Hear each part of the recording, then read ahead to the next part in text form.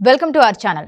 నమస్తే అండి. వణక్కం. ఒక ఆదర్శవంతుడు, ఒక ప్రజా నాయకుడు, నిరంతరం కృషి చేసే ఒక నాయకుడి చేతిలో ప్రభుత్వం ఉంటే ఎలా ఉంటది అనేది ఈ 100 రోజుల పాలన అయితే మనం చూసాం. నిన్నటితో కూటమి ప్రభుత్వం వచ్చి 100 రోజులు అయితే పూర్తయింది. మరి ఈ 100 రోజుల పాలన గురించి మీ మాటల్లో. 100 రోజుల పాలన గురించి నా మాటల్లో, ఒక విధ్వంస పాలనకి ప్రజాస్వామ్యంలో సమాధి కట్టారు. ఒక విధ్వంస పాలనకి ప్రజాస్వామ్యం సమాధి కట్టింది. ఈ సమాధి కట్టిన తర్వాత ఒక ఏకస్వామ్యం, నియంతృత్వం, ఫోడల వ్యవస్థలో గడిచిన 5 ఏళ్ళు పరిపాలించాడు. వాడేదో ఒక రాజులాగా భారతదేశంలో ఒక ప్రాంతం ఏది సీమాంధ్ర నేల అనేది వాడు అలా అనుకోలే. ఆంధ్రదేశానికి నేనే రాజు అనుకుని పరిపాలించిండు జగనాసురుడు. ఆ మాయాపాలనలు ఏం చేసిండంటే ప్రజలకి కొన్ని బిస్కెట్లు వేసి లక్షల కోట్లు కొల్లగొట్టేశారు.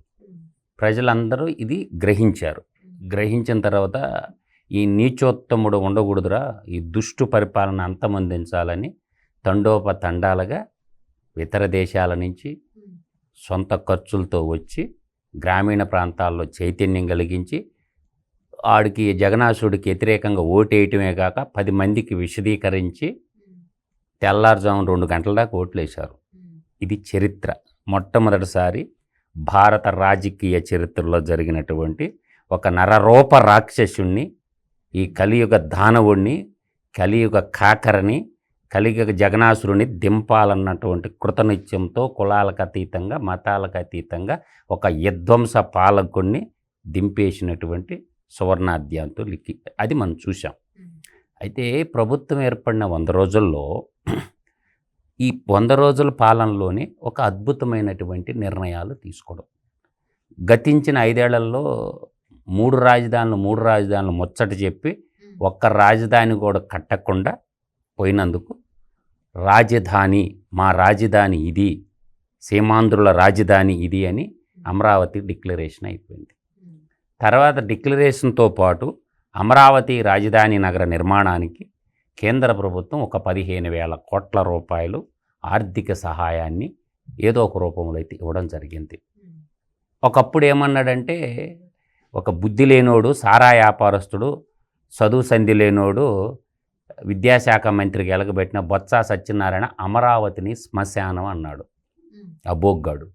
అందువల్ల ఏంటంటే ఆ సమస్య ఒకటి పరిష్కరించడం జరిగింది. 2, పోలవరం అసెంబ్లీలో తొడలుగొట్టి ఆ నెల్లూరులో ఉన్నటువంటి పశువుల డాక్టర్ వాడు, మనుషుల డాక్టర్ కాదులే, పశువులాగా అసెంబ్లీలో ప్రవర్తించి అనిల్ కుమార్ యాదవ్ పశువులాగానే ప్రవర్తించి రాసి పెట్టుకో అన్నాడు. తర్వాత చివరికి ఏమైంది, తర్వాత సంజనా సుకన్య మినిస్టర్ ఇంకొకటి వచ్చిండు. ఇద్దరు ఆధ్వర్యంలో పోలవరాన్ని గోదాట్లో ముంచిండు. జగనాసుడు అసెంబ్లీలోనే డేట్లు చెప్పిండు, అయిపోయింది. దానికి కూడా కేంద్ర ప్రభుత్వం దాదాపుగా 12,127 కోట్ల రూపాయలు ఇవ్వడం జరిగింది. అంటే సమస్యలు ఒకటి.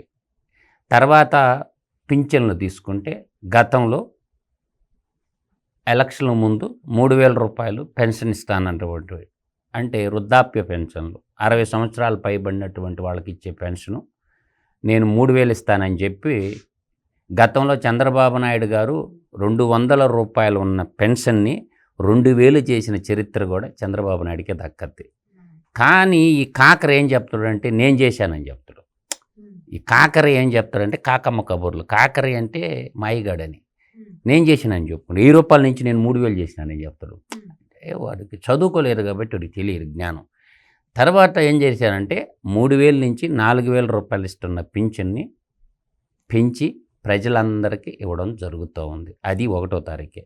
వాడు బొత్తుకి 1వ తారీఖు ఒక్కరోజు కూడా ప్రభుత్వ ఉద్యోగులకి జీతాలు ఇచ్చినటువంటి చరిత్ర లేదు. చరిత్రహీనుడిగా మిగిలిపోయారు. ఉద్యోగస్తులు, వాళ్ళ కుటుంబ సభ్యులు, వాళ్ళ బంధువర్గం అంతా లాగి లెంపకాయ కొట్టారు. అమ్మయ్య 1వ తేదీ జీతాలు వస్తుందిరా నాయన అని వాళ్ళు ప్రశాంతంగా ఉండవు. 1వ తేదీ ప్రభుత్వ ఉద్యోగులకి జీతాలు వస్తున్నమాట వాస్తవం.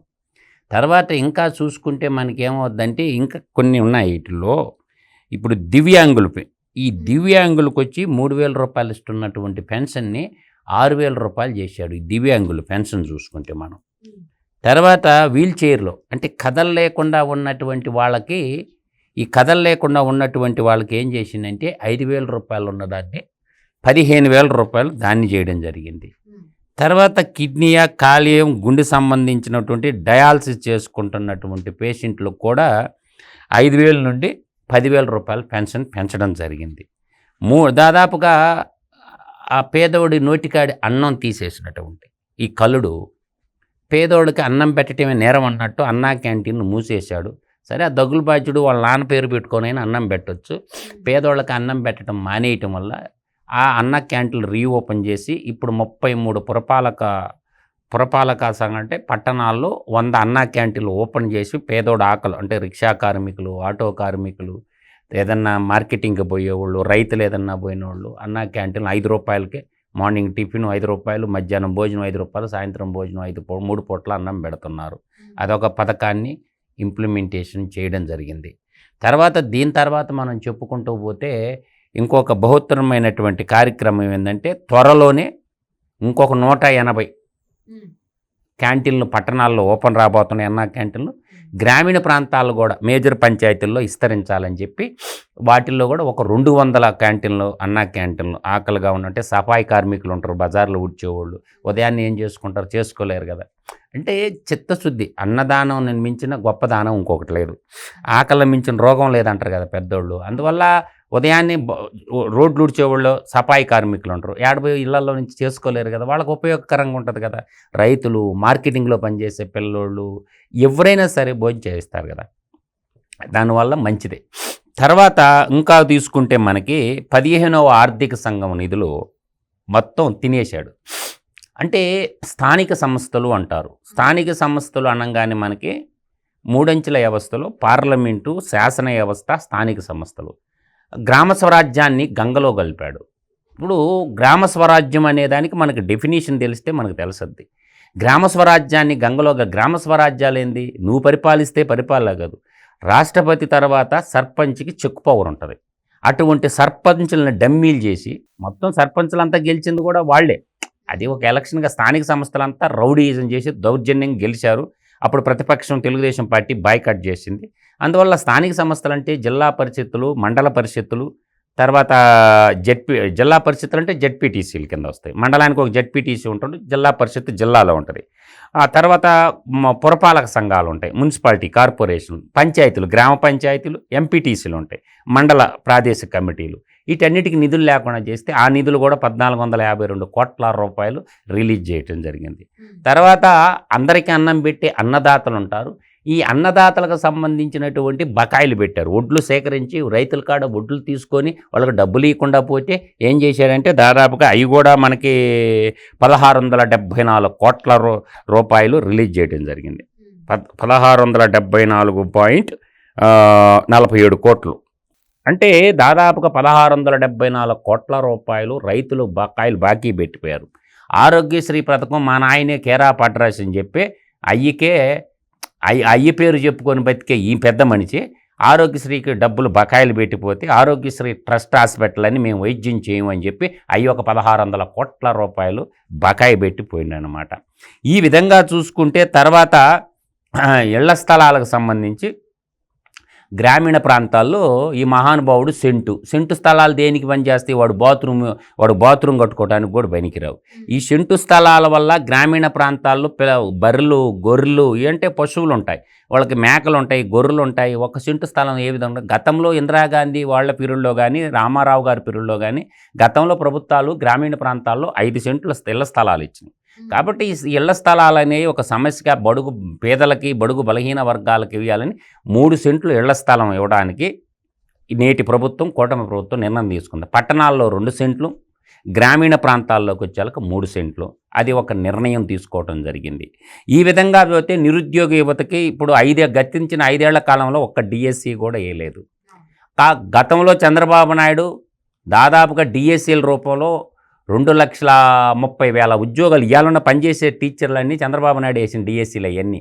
గతంలో 3 సార్లు ముఖ్యమంత్రిగా ఉన్నప్పుడు 11 డిఎస్సీలు పైగా వేసి ఈరోజు పనిచేస్తున్న గ్రామీణ ప్రాంతంలో ప్రతి టీచర్ చెప్తాడు, మాకు ఈ ఉద్యోగాలు ఇచ్చింది ఎవరు అంటే చంద్రబాబు నాయుడు పీరియడ్లోని డిఎస్సీలు.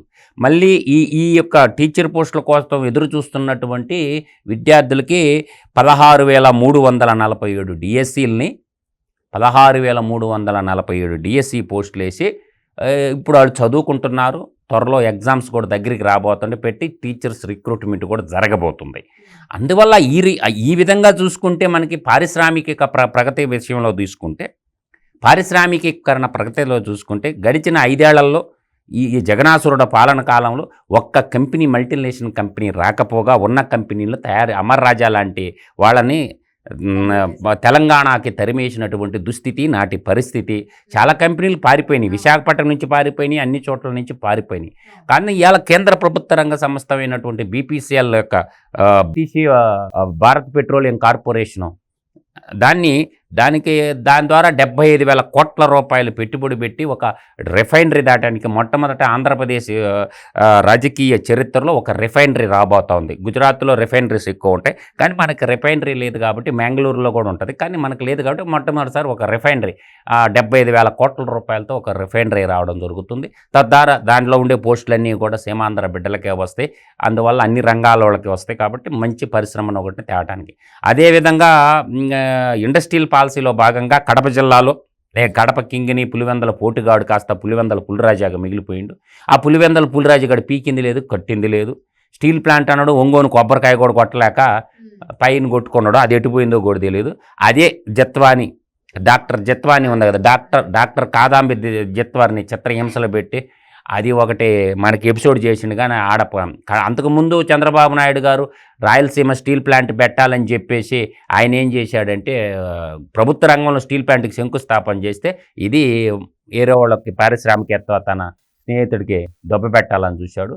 అంతకుముందు ఏం చేశాడంటే బిల్ అంటే బ్రహ్మణి ఇండస్ట్రియల్ సిమెంట్, ఈ జగనాసురుడు పెద్దన్న గాలి జనార్దన్ రెడ్డి, ఆ గాలిగాడు ఎట్టుపోయిండో తెలియదు, వాడు 14,000 ఎకరాలు భూములు తీసుకొని ఆడ తూతూ మంత్రం చేసి వాడిపోయిండు. ఆ బిల్లు కాస్త నిల్లు అయిపోయి కిల్లు అయిపోయింది. అది కడప ప్రజలు చేసుకున్నటువంటి దౌర్భాగ్యం. అటువంటి కడపలో కొప్పర్తి పారిశ్రామికీకరణ, కొప్పర్తి అనే ఇండస్ట్రీలు దానికి కూడా నిధులు దాదాపుగా దానికి నిధులు వచ్చేసరికి కొప్పర్తి ఇండస్ట్రియల్ కారిడార్కి సంబంధించి దానికి నిధులు ఎంత వచ్చిందంటే 2,137 కోట్లతోటే 2,137 కోట్లతోటే 2,596 ఎకరాల్లో కొప్పర్తిలో పారిశ్రామికీకరణ అభివృద్ధి చేసేసి 54,000 ఉద్యోగాలు కల్పించారు. 54,000 ఉద్యోగాలు కడప బిడ్డలకు వస్తున్నాయంటే స్వచ్ఛమైన రాయలసీమ వారసుడు ఎవరంటే చంద్రబాబు నాయుడు అని చెప్పుకోవచ్చు. తర్వాత 12,000 కోట్లతోటి కర్నూలు జిల్లాలో ఓరవకల్లు దగ్గర ఒక ఇండస్ట్రియల్ క్యారిడారు 2,621 ఎకరాల్లో 45,000 ఉద్యోగాలు కల్పించాలని చెప్పి అక్కడ కూడా 2 ఇండస్ట్రియల్ పార్కులు సాధించడం జరిగింది. స్థూలంగా అదేవిధంగా శ్రీ సిటీలో నెల్లూరు జిల్లాలో ఉన్నటువంటి తడ దగ్గర ఉన్నటువంటి శ్రీ సిటీలో 1,570 కోట్లతోటి దాదాపుగా 15 సంస్థలు రావడం, శంకుస్థాపన చేసుకోవడం జరిగింది. ఒకవైపు పారిశ్రామికీకరణ, ఒకవైపు నీటిపారుదల వ్యవస్థ, ఒకవైపు ప్రభుత్వ ఉద్యోగాల్లో టీచర్ పోస్టులు భర్తీ, తర్వాత సామాజిక పింఛన్లు, భద్రతా పింఛన్లు, అన్ని రంగాల్లో ఒకటి చేసుకుంటూ వచ్చాడు. కాబట్టి 100 రోజుల పాలనలో ఈ దుర్మార్గుడు చేసిన అవినీతిని కూడా కక్కిస్తున్నాడు, అది చూస్తున్నాడు. ఒకవైపు పాలన చూస్తున్నాడు. ఈ మధ్యలో వరదల్లో వచ్చినాయి, ఆ వరదలను కూడా చాలా చాకచక్యంగా పరిష్కరించాడు, ప్రజల్ని కన్నబిడ్డలాగా కాపాడుకున్నాడు. అందువల్ల ఆ ప్రజలకి విజయవాడ బుడమేరు వరదలు వచ్చినప్పుడు కూడా ప్రజల కంటికి నిద్రపోకుండా ఒక నిజమైన ప్రజానాయకుడిగా, ప్రజారంగ నాయకుడిగా పరిపాలన కొనసాగుతుంది. కానీ వరదలో కూడా బురద రాజకీయం చేసినటువంటి బుర్రలేనోడు, బుర్ర తక్కువైనోడు ఈ పులివెందల పులిరాజాగాడు. అందువల్ల ఈ 100 రోజుల పాలనలోనే ఒకవైపు గతంలో జరిగిన అవినీతిని లోడతా ఉన్నాడు, మరోవైపు ఏం చేస్తారో నిన్న గుజరాత్ కూడా పోయి సదస్సులో పాల్గొని రెన్యూబుల్ ఎనర్జీ గురించి చెప్పాడు. దేశమంతా చంద్రబాబు నాయుడు వైపు చూస్తుందని చెప్పడానికి అదొక తార్కాణం. కాబట్టి మనం ప్రభుత్వాన్ని అంచనా వేసేదానికి 100 రోజుల వ్యవధి సరిపోదు. సూపర్ 6 పథకాలు ఉండే, ఆల్రెడీ ఒకటి ఇంప్లిమెంటేషన్ అయిపోయింది. మరో పథకాన్ని దీపావళికి కూడా, నేను గతంలో కూడా చెప్పాను, దీపావళికి రాబోతుంది పథకం అని చెప్పి, అదే చంద్రబాబు నోట్లో ఉండి. తర్వాత 1/1 మహిళలకి బస్సు ఉచిత ప్రయాణం అదొకటి ఉంది. తర్వాత అన్నదాత సుఖీభావ్ అనే ఒక పథకం ఉంది. దీని లాంటి తర్వాత ఇంకా చెప్పుకుంటా ఉంటే, గతంలో ఇంటర్మీడియట్ పిల్లలకు పుస్తకాలు ఇచ్చేవాడు కాదు, బ్యాగులు ఇచ్చేవాడు కాదు, ఫుడ్ పెట్టేవాడు కాదు. ఇంటర్మీడియట్ పిల్లలకు కూడా పుస్తకాలు, అన్ని పుస్తకాలు ఇస్తున్నాడు, ఫుడ్ పెడుతున్నాడు, బ్యాగులు ఇచ్చాడు. ఇంటర్మీడియట్ పిల్లలకు కూడా, ఇంటర్మీడియట్ చదువుకునే పిల్లలకు కూడా ఉంది. కాబట్టి అన్ని రంగాల్లో ముందు ఆఫీస్ సర్దుకున్నాడు, సీఎం ఆఫీస్, తర్వాత కలెక్టర్లు సిద్ధపాటు చేసిండు. పరిపాలన ఇక్కడ నుంచి పరుగులు పెట్టిస్తాడు. ఇప్పుడు దాకా ఒక ఎత్తు, 7 నుంచి మరో ఎత్తు. ఇప్పుడు దాకా ఒక ఎత్తు. కాబట్టి చంద్రబాబు నాయుడు గారు పరిపాలన అనేది ఆఫ్టర్ 1 ఇయర్ తర్వాత జై చంద్రబాబు అనే కాడికి వస్తారు. జై తెలుగుదేశం, జై చంద్రబాబు, మాకుంటే చంద్రబాబు నాయుడే ఉండాలని ప్రజలు కూడా వస్తారు. కొత్త కాల వ్యవధి కూడా కావాలి. ముందు ఇల్లు చక్కదిద్దేశాడు, అడ్మినిస్ట్రేషన్ చక్కదిద్దాడు. ఇప్పుడు ఒడివడిగా అడుగులు పడుతున్నాయి. కాబట్టి 1 సంవత్సరం గతిచ్చితే కానీ ప్రజల్లో కూడా ఆతృతగా ఉంటాయి. గతంలో బిస్కట్లు వేసాడు కదా, గతంలో ఏం చేశాడంటే ప్రజల ఆస్తులు తాకట్టు పెట్టేసి డబుల్ చంద్రబాబు నాయుడు పీరియడ్లో కరెంట్ ఛార్జీలు ఏం పెంచాల, 14 పొందుతుంది మధ్యకాలంలో. కానీ ఈ జగనాసురుడు ఏం చేశాడు, విద్యుత్ ఛార్జీలు డబల్ చేశాడు. కరెంటు బిల్లులు కట్టే ప్రతి తల్లికి తెలుసు, ప్రతి చెల్లికి తెలుసు, ప్రతి అన్నకు తెలుసు, ప్రతి అమ్మకు తెలుసు. తర్వాత బస్సులో ప్రయాణించే ప్రయాణికులు అందరికీ తెలుసు. జగన్మోహన్ రెడ్డి పీరియడ్లో డబల్ అయినాయి బస్ ఛార్జీలు డబల్ అయినాయి. తర్వాత కరెంట్ ఛార్జీలు డబల్ అయినాయి. లెక్కర మోత మోగిచ్చిండు.